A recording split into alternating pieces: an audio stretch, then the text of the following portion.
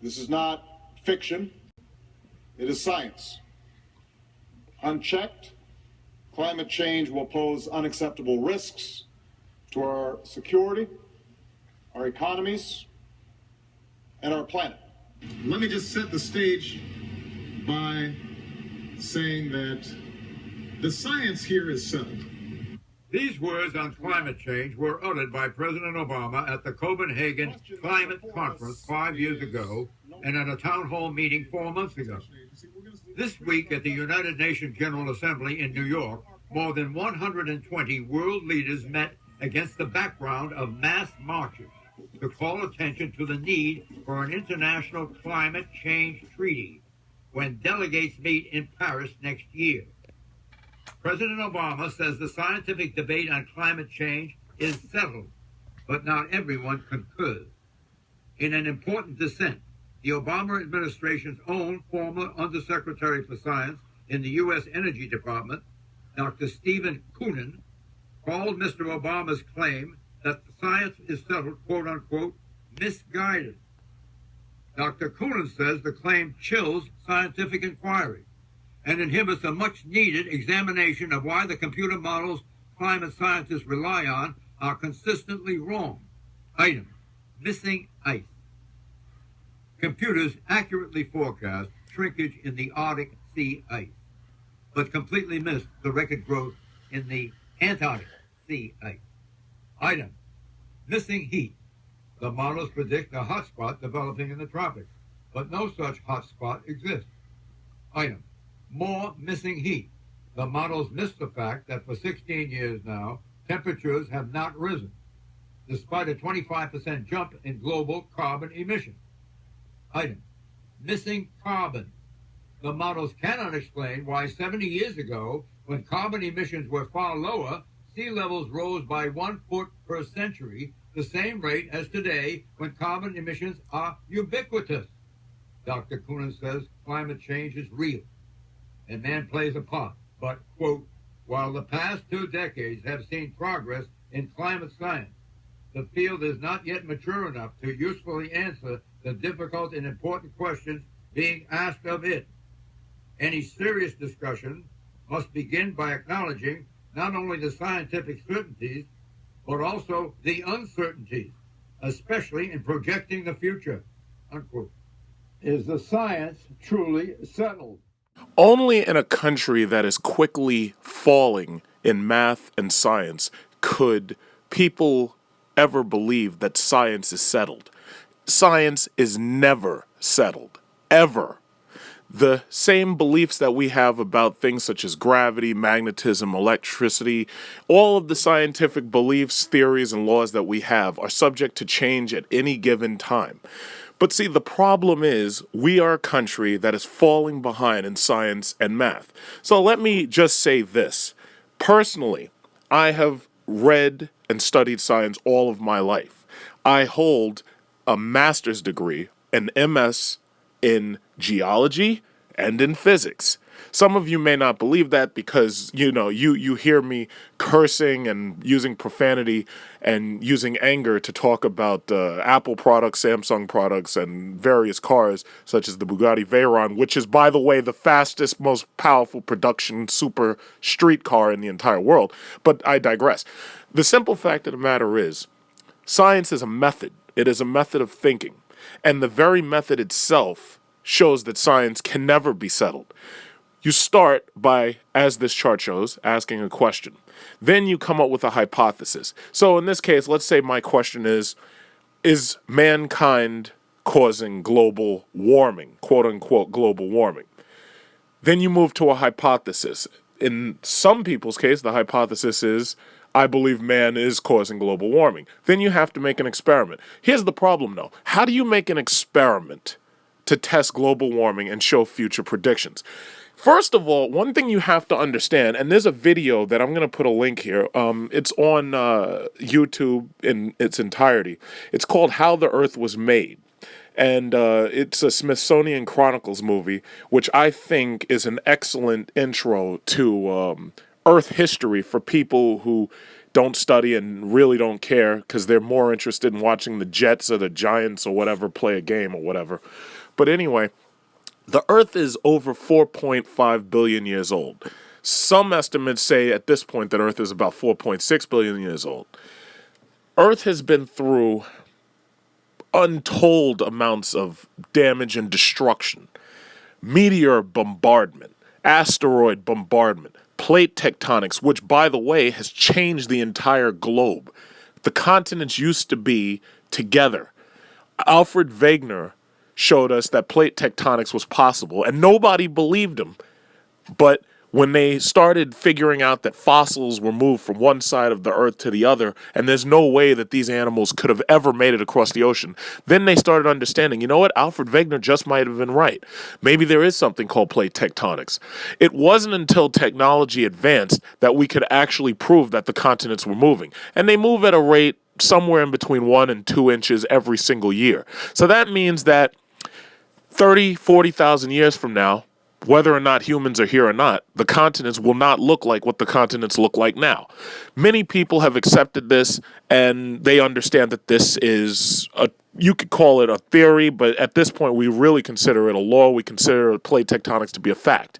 What drives plate tectonics is the radioactivity inside the Earth, not the heat from the sun. The radioactivity from the Earth's interior heat causes convection currents, which move these continents these few centimeters every single year. There is a belief that, well, his name was Lord Kelvin. You can look him up, that the Earth is not warming, the Earth is steadily cooling down. The very simple fact of the matter is radiation dissipates after enough time. In this case, it could take billions of years. It could take many billions of years, take 100 billion years or whatever, but the simple fact of the matter is radiation dissipates. This heat that's inside the Earth will not be here forever.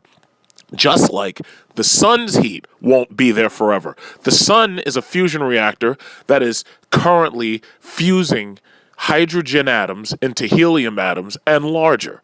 Why is this important? Well, when the sun is fusing this energy, the sun releases light. The light comes to Earth. The light produces heat on Earth.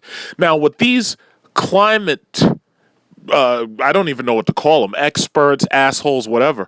What these people are trying to tell you is that the heat from the sun is getting trapped by carbon dioxide being created by people who drive SRT vehicles and people who drive Mercedes M or BMW M and people who drive Mercedes AMG. They're trying to tell you that global warming is all our fault or all the fault of people who burn coal and fossil fuel and this, that, and the other.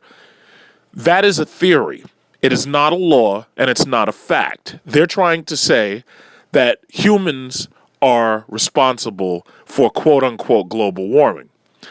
But guess what?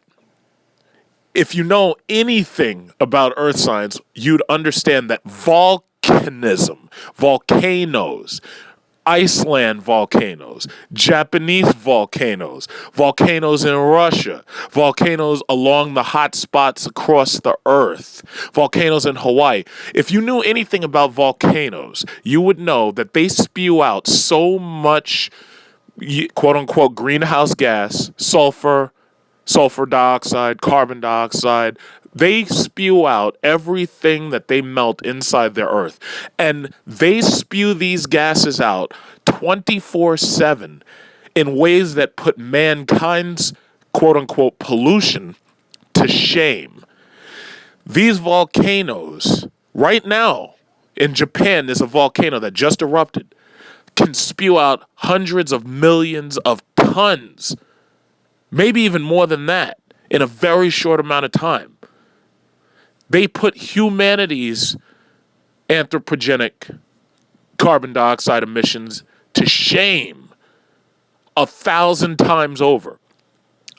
So why am I saying this? I'm saying this because when I'm watching these television shows and I'm watching Fox or I'm watching MSNBC or I'm watching CNN and I see them misleading people who are too stupid to actually sit down and study science, people who'd rather be watching The View, people who'd rather be watching a fucking football game or a stupid baseball game or a stupid basketball game or buying shitty sneakers or online for a fucking iPhone. While I'm watching these people running around thinking that they're saving the world by changing how much propane they use on their grill. And I'm looking and I'm thinking to myself, no wonder why this country is in decline. The math, the science, the technology, our medicine, we're so stupid that we have to import fucking scientists to work for us because we're too dumb to learn these things ourselves. Science is never settled. And I will never accept these people's claims because I already understand that on the opposite end, they're trying to get money out of us. Understand something. They tax cars for using a certain amount of fuel. In Europe, they've pretty much beaten on the German car industry really badly by taxing displacement. That's the reason why Mercedes S-Class used to have a regular natural aspirated V8, and now all these fucking cars have twin turbo V8s that sound horrible. It's like you can't even think with the noise in these fucking cars anymore. And it's these little things. They're taxing our energy use. These people want to make it so the UN can tax energy use all around the world under the guise of climate change. Meanwhile, they're completely ignoring the volcanoes, and they're completely ignoring the underwater venting, and they're completely ignoring the volcanoes under the Arctic Circle or the Antarctic Circle. There's volcanic gas, there's volcanic heat being vented from under the fucking ice. They don't even want to talk about it. What they do is they shut these people up. They try to shut people like me up who want to make a contrary view. Science is all about the contrary view. You can't have everybody simply just saying, oh yeah, well, I guess this is it and there's nothing else. No, you can't do that because then you have no scientific inquiry whatsoever, which is exactly what this man Steve Koonin is saying, and I completely agree with him. Thank God that there's somebody who has the balls to stand up to these fucking ignorant idiot politicians and actually tell these motherfuckers, no, it's not settled. Global warming is a lie. I want you to look up the NOAA scandal. NOAA. NOAA got caught switching raw data for climate models that they created on a computer. What that means is that they were misleading the world by saying that this is what the Earth's going to look like 10 years, 20 years from now. And now when we actually get 10 and 20 years from now we realize, wait a minute, these fucking models that these idiots released, these things aren't true. I want you to look up the NOAA scandal.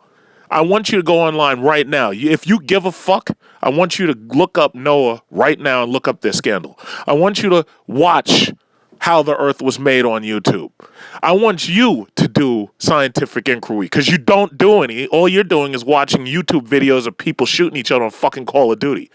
This makes me angry. This is why I'm angry. It's because I see people lying to other people, and I see my country falling behind simply because people are too stupid to actually be scientists. Anybody can be a scientist, and all you need is the scientific method, and you need a little bit of, how should I say, you need scientific inquiry, and you need a little bit of, just a little bit of give a fuck. Can anybody just give a fuck anymore? Think about it. Think. Make a contrarian view. Make these people who want to tax you more prove to you that you're the reason why the temperature is going up, which, by the way, it's not. The temperature is steadily going down. And if you look at the real raw data, you would actually see the temperature is going down. It really bothers me when I see people like Bill Maher get on television and trick these idiots into believing every single thing that he says. He's a comedian who masquerades as a politician, or a political activist, I should say. And that's just him. There's more. There's so many of them, you can't even keep track of them. But the problem is, the people don't know anything about science and they don't even bother to check. And that drives me wild. It drives me mad. And now I watch my entire country fall behind because of it. We can't have this anymore.